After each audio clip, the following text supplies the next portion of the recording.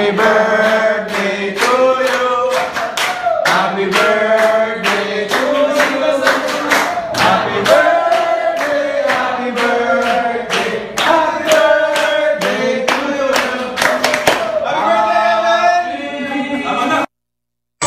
For this.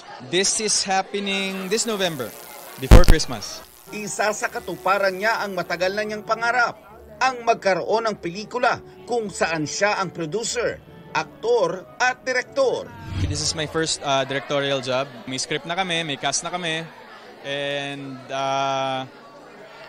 excited ako for this. This is happening this November, before Christmas.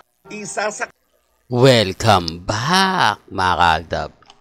Ito na naman po ang inyong lingkod, si Mr. Destiny, at magbibigay po tayo ng pinakamainit na update po ngayon sa social media. Ito yung sinasabi nating movie nila Heaven at ni Alden Richards. Dito po sa part ng video na to mga kaaldab, kitang-kita nyo yung pagse-celebrate nga po ng birthday.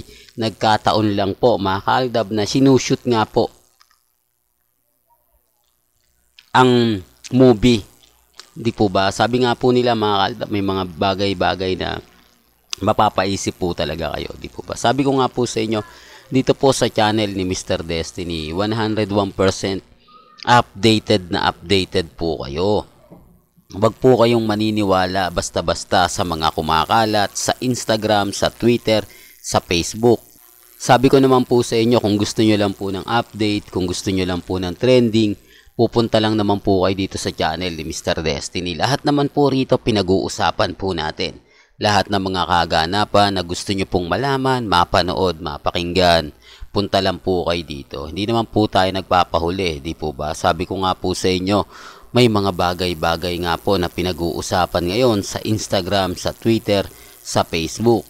Di po ba? Si Alden kasi ang mainit ngayon. Halos nababas po si Alden dahil, kumbaga, o sabihin na natin ang katotohanan ng napag-iinggitan. Di po ba? Kasi siya po yung laging topic. Siya po yung laging pinag-uusapan. Siya po yung laging bida. Kaya normal lang po na maraming mga, kumbaga, katrabaho niya ang naiinggit sa kanya. Hindi ko naman sinasabing nasa ganito ganyan mga tao. Sa totoo lang po, kumbaga nasa loob lang ko yung kulo nila eh. Nag-aantay lang sila na kumbaga magkaroon ng issue, tapos ibabagsak nila, babasagin nila. Di po ba? Sabi ko nga po sa inyo, kung gusto mong sumikat, dumikit ka sa sikat. At ang normal lang po yung mga naiinggit kay Alden. Lalo na po yung mga kasabayan niya. Lalo na po yung mga kabatch niya na talagang angat na angat po yung ibig kong sabihin, yung kapanahunan po ni Alden na sikat po yung mga artista na yon. Tapos ang daming endorsement, ang daming commercial. Tapos ngayon wala na. Tapos ngayon bagsak na. Yan ang sinasabi ko. Hindi lang po nila masyado naintindihan. Hindi lang po nila masyado nagigets. Wala namang artista na iinggit kay Alden. Hindi sasabihin ba yun? Hindi po ba? Kaya common sense lang po mga kaaldab. Kaya kumbaga tinatago lang po nila.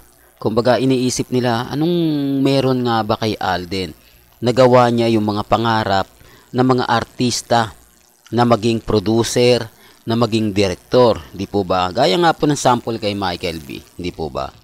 Naging artista, comedian, tapos nagsusulat na, tapos naging producer, di po ba? Naging direktor. Kaya nga po sabi ko sa inyo, isa po ito sa hinihiling na mga artista, di po ba? Ipokrito sila pag sinabi nilang hindi, okay na sa akin yung maging artista lang. Okay na sa akin tong mga nagsisinungaling lang po 'yon. Lahat po ng mga artista pangarap ang maging producer, maging direktor. Di po ba? Si Alden nagawa niya na eh. Si Alden talagang kumbaga biglaan eh. Di po ba? Nagtayo siya ng kumbaga Mobile Legend, di po ba, na nagpa-tournament siya. Tapos yung mga banda na hindi na nagsasama, pinagsama niya. Doon pa lang masasabi mo na talagang deserve na talaga ni Alden eh. Pero sinasabi ko lang po ito para po sa kaalaman ng lahat. Para lang po sa mga taong dumadaan at bumibisita sa channel natin. Di po ba? Sabi ko nga po sa inyo, may mga bagay-bagay po na mahirap nga po talagang ipaliwanag. Mahirap nga po talagang mag-react. Lalo na po kapag si Alden yung pinaka-topic. Di po ba? Ito yung kagandahan nyo po sa channel ni Mr. Destiny. Di po ba? Lahat po na mga nagaganap, nangyayari, napapanood po ninyo at napapakinggan. Kasi, yung iba po talaga, totoo naman po yung sinasabi ko, bitin na bitin po sila. Yung hindi talaga kumpleto. Yung mga ibang balita, bitin, di po ba? Naghahanap ka pa ng talagang update, di po ba? Tapos yung mga nagpunta kay Sharon at kay Alden sa Glorieta, di po ba? Kaya nga po maraming natutuwa sa channel natin. Maraming bumibisita, maraming kumbaga naghahanap din ng update. Sabi ko nga po sa inyo, ako naman po pagdating sa mga bagay na ganyan, di tayo nagpapahuli. Dahil kung makita natin at mabasa natin, tinitignan din natin mga kaaldab. At syempre, doon tayo sa pinaka-live, di po ba? Alam nyo naman po yung mga marites, mas maraming alam yan. Hindi po ba? Pero hindi po lahat ng marites kompleto. Kailangan imbestigahan mo din sila. Kailangan, kumbaga, bigyan mo ng pagkakataon na mag-comment ka. Kasi kapag nag-comment ka tapos marami siyang alam, doon na nagsisimula. Doon na malalaman mo kung kanino niya nakuha yung info na yan at papaano niya nasabing legit yan. Di po ba?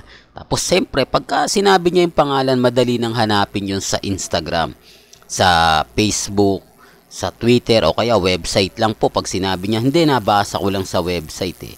Tapos siyempre, yung website, titignan mo kung sino naman yung source na nagsabi sa kanya. At kung titignan mo naman kung kumakalat naman po siya, doon mo lang masasabi.